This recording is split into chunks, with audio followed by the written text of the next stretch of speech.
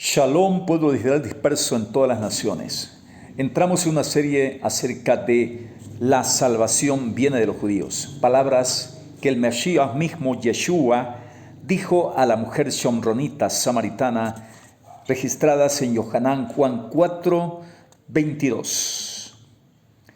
Roy Schoeman, en su libro sobre el tema, dice: si existe una cuestión en la que los judíos y los cristianos debemos estar de acuerdo, es en que la salvación viene de los judíos. Eso es así, está escrito. Ha sido siempre la constante enseñanza, dice, del judaísmo, desde los días de Abraham, que la salvación de toda la humanidad ha de venir de los judíos, del pueblo escogido. Este es el sentido primario en que los judíos constituyen el pueblo escogido y los cristianos, por lo menos los que creen en la precisión del pacto renovado, mal llamado Nuevo Testamento, no tienen otra alternativa que creer que la salvación viene de los judíos. Pues estas son las mismas palabras que él dijo a la mujer samaritana. Siendo un judío, dice, que ha entrado en la iglesia, algunos me podrían acusar de no estar calificado para hablar por el judaísmo, dice Reuschmann, ya que constituyo lo peor de los judíos, un apóstata, un traidor, un cambiacasaca, un judío que ha cambiado sus lealtades y se ha vuelto cristiano. Y al contrario, yo podría alegar que un judío que se ha vuelto cristiano es la mejor persona para explorar el sentido verdadero del judaísmo, dice. Para entender la historia de la salvación hay que ser cristiano. Hay que ser cristiano para entender la historia de la salvación. Mesiánico. Ya que la encarnación, la muerte y la resurrección del Mashiach se encuentra en el centro mismo de la historia de la salvación y la totalidad de la doctrina pertinente está contenida en la enseñanza de la iglesia, de la eclesia. Un cristiano que no sea de origen judío tiene que tener por necesidad un conocimiento más abstracto e incompleto del judaísmo que alguien que haya crecido dentro del judaísmo. El problema se complica por la variedad e inconsistencia de las creencias dentro de la comunidad judía, lo que hace difícil determinar lo que los judíos creen o lo que el judaísmo dice sobre un tópico específico. A pesar que los judíos pudieran poner en entredicho el derecho de un judío apóstata a representar el judaísmo, esta caracterización de por sí apunta al meollo del problema. La cuestión no es quiénes somos nosotros, sino quién era Yeshua. Esa es la cuestión. Si Yeshua era el Mesías judío, el mensaje profetizado por tanto tiempo, el esperado y por quien rezaban los judíos desde antes, entonces un judío puede estar correcto y aceptar que él era el Mashiach, o estar equivocado y mantener que no lo era. Si Yeshua es el Mesías, entonces los judíos que rechazan el cristianismo o el judaísmo mesiánico están equivocados. ¿Me entiende? Están equivocados. Si Yeshua no era el Mesías, entonces los cristianos están equivocados, no obstante su buena intención. Estamos entrando en la lógica, ¿ya? Entonces, no hay necesariamente nada vergonzoso moralmente, ni ninguna culpabilidad en estar equivocado. Pero es lógico mantener que de alguna manera el judaísmo es lo correcto para los judíos y el cristianismo es lo correcto para los cristianos. Y que la verdad depende del grupo en que uno pertenezca. Estamos hablando de lógica. Si Yeshua era el Mesías judío, entonces, naturalmente, todo el significado y propósito de la religión judía gira sobre su papel en llevar a cabo la encarnación del Eterno como hombre. Y aquel judío que no acepta a Yeshua se encuentra en tinieblas en cuanto al papel de la fe judía en la historia de la salvación. Por lo tanto, la cuestión no es si uno es un judío de verdad o un apóstata, sino si reconocemos o no que Yeshua es el Mesías. Ese es el problema. Claramente, quien lo reconoce está en la mejor posición de entender el desarrollo de la historia de la salvación. Muy importante eso. Entonces, ahora vamos a pretender en estos videos mostrar la verdad. Pero no pretendemos en modo alguno ofender o criticar a los judíos. No. Aquellos que permanecen leales al judaísmo y rechazan las propuestas de la fe mesiánica o del cristianismo. Dice Roy Schumann: ciertamente sé por experiencia propia, que únicamente la gracia, o sea, la bondad, la misericordia, puede traer los frutos de la fe a alguien.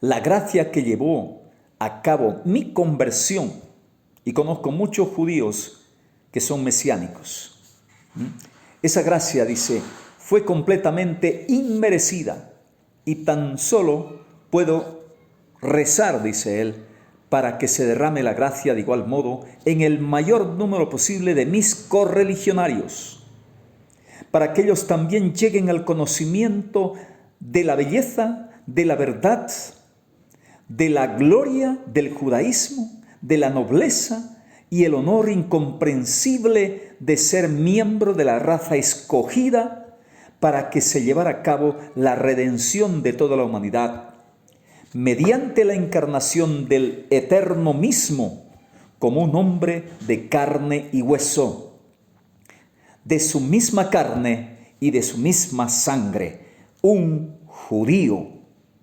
El Eterno se convirtió en un judío al hacerse hombre, en un hombre judío. Meditemos en esto. Ahora vamos a ir adelante entrando en un tema. Empezamos primeramente con los judíos y la llegada del Mesías. Vamos a ir hablando en estos temas, por ejemplo, los comienzos del pueblo judío y el papel desempeñado por el pueblo judío en la historia. Luego veremos qué tal lo hicieron los judíos, los restos fieles en las Escrituras, los restos posteriores, el testimonio de algunos judíos como los hermanos Lehman, descendencia y bendición. También veremos los judíos, los gentiles y la eclesia, la congregación. Vamos a ver judíos, Dios el Eterno, gentiles y demonios. Veremos también judíos, gentiles y la congregación primitiva. Veremos también el deseo de los judíos de mantenerse separados. ¿Por qué? ¿Y para qué? Veremos también la idea mesiánica en el judaísmo, el papel central del Mesías en el judaísmo, el Mesías en el antiguo pacto, el Mesías en los pseudoepígrafos, el Mesías en el Talmud, el Yeshua histórico. ¿Quién fue? Y las curaciones de los discípulos de Yeshua en el Talmud. ¿Qué decían los judíos no mesiánicos sobre los mesiánicos desde aquel tiempo en el Talmud? Veremos también el judaísmo y el holocausto, tema de mucha información que quizá usted no ha tenido. El Wiesel. El holocausto visto por Edith Stein, una santa monja que es una judía que se convirtió en monja católica. ¿Cuál es la diferencia entre holocausto y Shoah? ¿Por qué algunos no quieren hablar del holocausto? Veremos también la fundamentación ideológica del nazismo, de dónde vienen los fundamentos del nazismo. Esto es muy importante también esto. Los antecedentes históricos, la preparación del camino del nazismo, Hitler y la nueva religión nazi que iniciaron. Es una religión. También la degeneración sexual. La degeneración sexual que tuvo en el nazismo y todavía pervive en lo que ha venido después de eso y hoy existe. La reacción del resto del mundo. ¿Qué hicieron los países? ¿Sabían o no sabían? Lo sabían, lo que estaba pasando. Pero no hicieron nada.